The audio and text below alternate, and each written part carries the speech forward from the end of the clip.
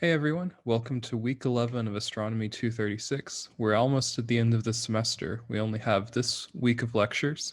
We'll take Thanksgiving week off, and then we'll have one final week of lectures the first week back after Thanksgiving, and then that's it. And then we'll have some projects to finish up in the last couple of weeks of class. So we're really getting to the end of things here. So, this week we're going to be talking about exoplanets and how we learn what those are made of. Last week we discussed what the solar system planets are made of. Now let's see if exoplanets seem to follow the same patterns. So, as a reminder, over the last 30 years, we've discovered thousands of exoplanets, and most of them were discovered in the last decade or so. One of the ways that we study exoplanets is by measuring how common they are. And I've talked a little bit about this before, but I want to go into a little bit more detail now because this will be important for understanding what the different types of exoplanets are and what their relative abundances are. So, the way you go about finding if exoplanets are common or not is pretty simple. Basically, you choose a set of stars that you want to look at. In this case, I've chosen a set of about 30 stars to look at. And you see if each one of them has exoplanets. So in this case, this is pretty easy. There are 6 exoplanets in this set of 30 stars. So all we do to figure out how common these planets are is to divide the total number of planets that we found by the total number of stars. Now, in this case, we get about 20%.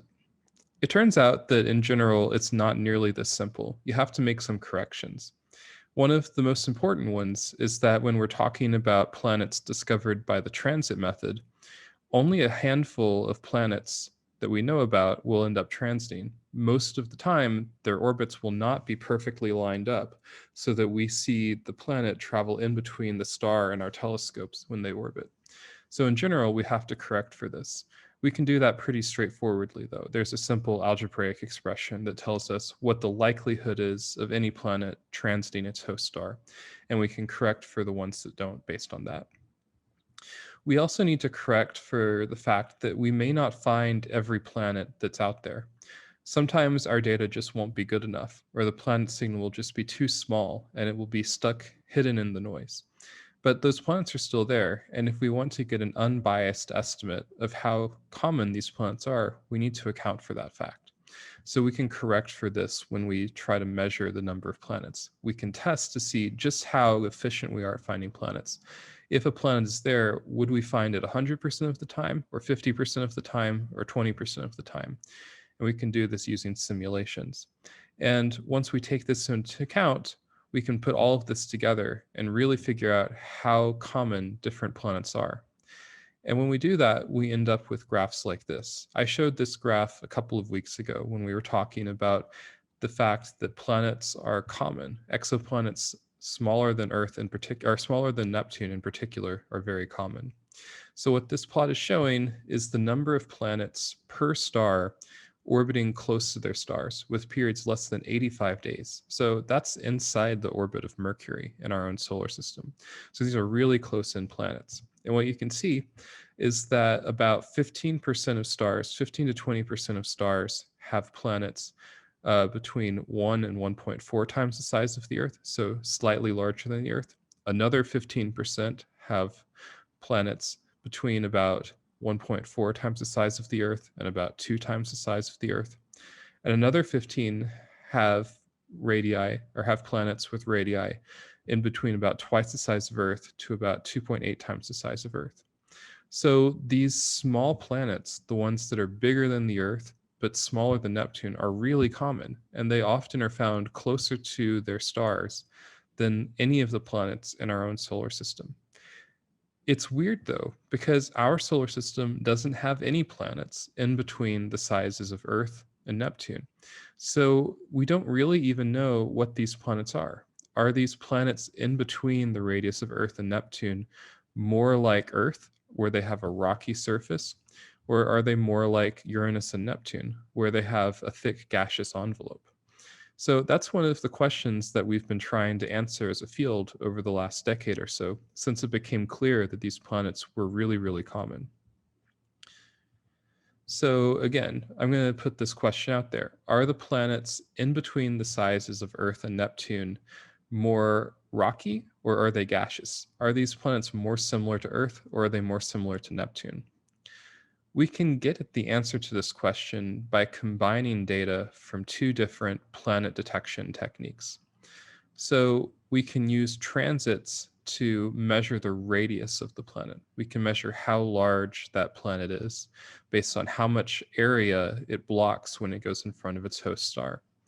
That gives us the physical size, essentially the area or the volume of that planet, if we assume that these are spheres, which is a pretty good approximation.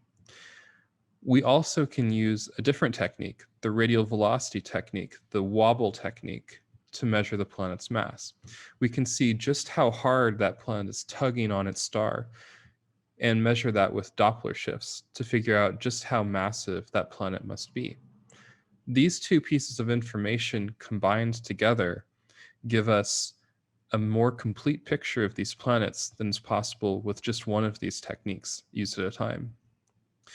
Once we measure the mass with radial velocity observations with this Doppler technique, and the radius by measuring how much light is blocked when the planet transits, we can start to put the planets outside of our solar system on the same mass radius diagram that we looked at last week for the planets inside our solar system. As a reminder, last week we found that the planets in our own solar system, at least the rocky ones, tend to have a very similar composition, and they follow this curve which corresponds to having about the same core mass fraction versus mantle mass fraction, the same amount of iron to rock basically as Earth does. But now we can test whether this is the case in other solar systems. Now, our data won't be nearly as nice in other solar systems as it is in our own solar system. You can see that these points here have essentially no scatter. We can't see any uncertainty in these measurements, and that will no longer be the case when we move around other stars. But we can still get a pretty good idea of what these planets are made of just by measuring their masses and their radii. So when we look at exoplanets, we could imagine that these exoplanets might have an even wider range of compositions than the ones in our own solar system. So instead of just having this green composition curve, which we saw in our own solar system, it's possible that you could have planets and other stars that are denser, that are made mostly of iron, and they would follow this different curve. Or they could be made mostly of rock and follow this teal curve here. Here, magnesium silicate is standing in for kind of generic rock. You could also imagine that there are water worlds. If they're water worlds, then they're going to be less dense than rocky worlds and less dense, especially, than iron worlds, and they'll follow this composition curve. And finally, you could have a world made purely out of hydrogen. This would be essentially a gas giant planet, but with very low mass in this case, only about 1 or 2 Earth masses to be on this diagram. So we can take observations of planets outside of our solar system. Here's a handful of observations from a planet called HIP 116454b. So you can see here are some observations from Kepler. Kepler is measuring the brightness of the star over the course of about a week here. And it sees one little dip in its brightness, which takes away about 0.1% of that star's total brightness.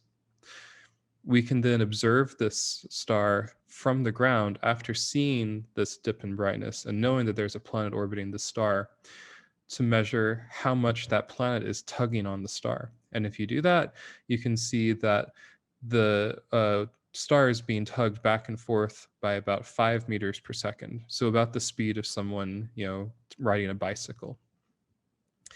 So pretty small signals in both cases. We can then convert these measurements, the amount of light blocked from the transits and how fast the star is being tugged by the planet, into masses and radii of the planet using known physics. And when we do that, we can place those masses and radii on this diagram here. And this is where it ends up. So you'll notice that this plot symbol has these lines coming out of it. This is how astronomers indicate uncertainty. Our best guess for where this planet lies on the mass radius diagram is right at this center point here. But to be honest, we don't really know. It could be anywhere in this region here. This region here is about the 68% confidence interval. So more likely than not, it'll fall within this kind of oval shape here. And most often it will not fall much further than about twice the size of these bars here, to about twice the size of this oval. So roughly we can understand that this planet is in this region of the diagram, but our precise location is a little bit uncertain for now. So what does that tell us?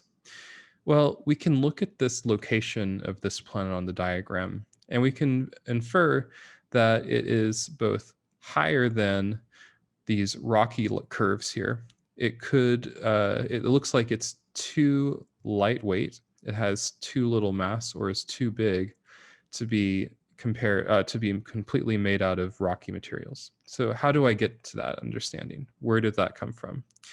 So essentially what we're doing when we're looking at this planet placed right here and comparing it to these different curves is we're asking ourselves, what if this planet were made purely out of rock? So let's consider that possibility. What if this planet here were made purely out of rock, but it had the same size that we measure? How massive would that planet be? So let's do that. Let's imagine that we have a planet that's purely made out of rock over here, and let's make it as large as we measure HIP 116454b to be. It turns out that a planet made purely out of rock that's that large should weigh a lot more than HIP 116454b does. So we know that this can't be true. That can't be a possible composition for that planet. On the other hand, what if this planet is made up of something like a rocky core, but then has something lighter weight on top? If we make that comparison, then it is possible that this planet, HIP 116454b, could have an Earth-like core and mantle that's small and then have something really puffy on top, like hydrogen and helium, that makes it as large as we see. So this is one possible composition that this planet can have. And we can make this inference without ever seeing light from the planet, without ever seeing it at all. But that has limitations, because it also could be the case that there's another layer under here made up of something else lightweight, like water or methane. So in this case, the planet would have 3 layers. It would have an Earth-like rocky core and mantle. It would have another outer water/methane icy mantle, and then a thin layer of hydrogen and helium on top. So when we make these measurements, we can rule out certain compositions, but we can't say for sure what the composition of that planet is. So it tells us some things. It tells us what it's not. It tells us it can't be made purely out of rock, and it can't be made purely out of Earth-like ratios of rock and iron. But just about anything else is okay. When we do this for a large set of planets, we can start to notice some patterns. This is work done by Courtney Dressing, who is now a professor at UC Berkeley. What Courtney has done here is she has taken these observations of different planets. Each one of these represents a different planet on this diagram. Here's one we just looked at here, HIP 116454b.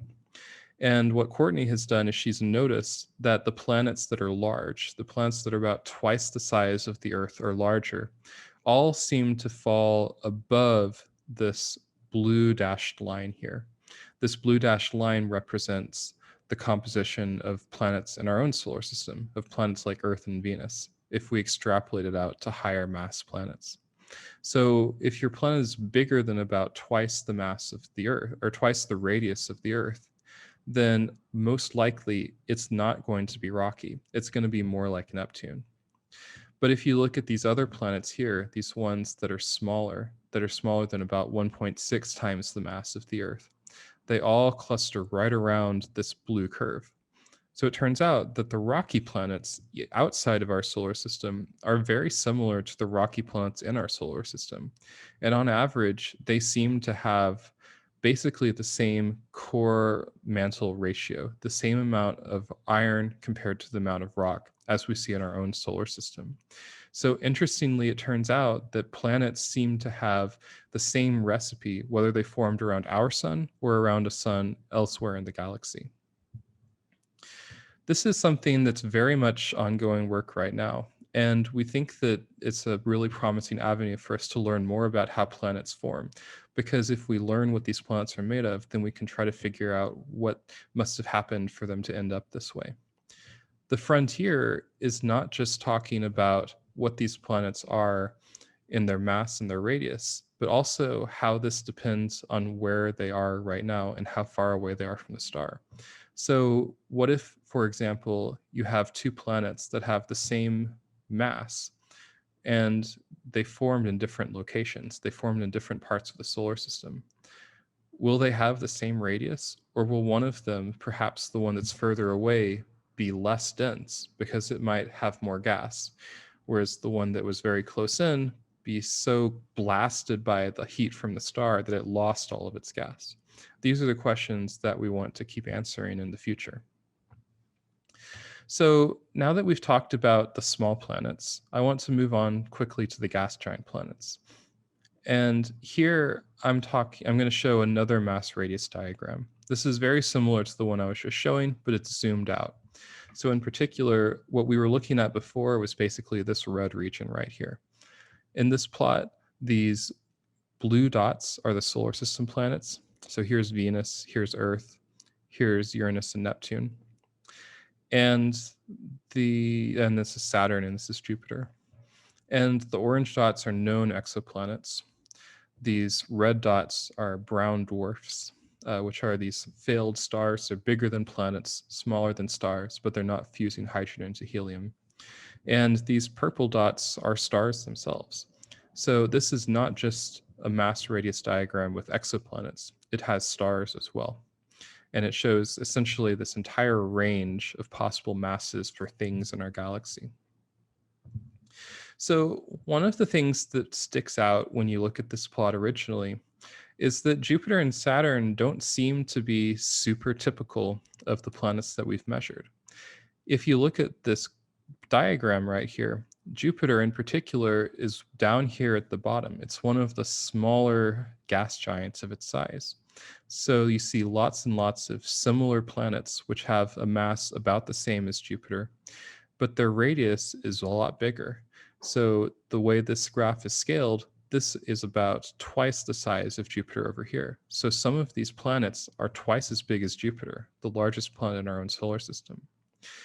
That's pretty weird. What it's telling us is that Jupiter is a little bit of an outlier, and it's denser. It's smaller than most similar planets, even though it has the same amount of mass. Why would that be? It turns out that this is related to how hot these planets are. So when you look at Jupiter's, what you see is that the hotter your Jupiter gets, the closer that planet orbits to its star, the bigger it gets. So these planets puff up the hotter they are. We're still trying to work out in our field why this is happening. What is the physics in the atmospheres or in the interiors of these planets that's causing them to double in size compared to what we think a normal cold Jupiter would be?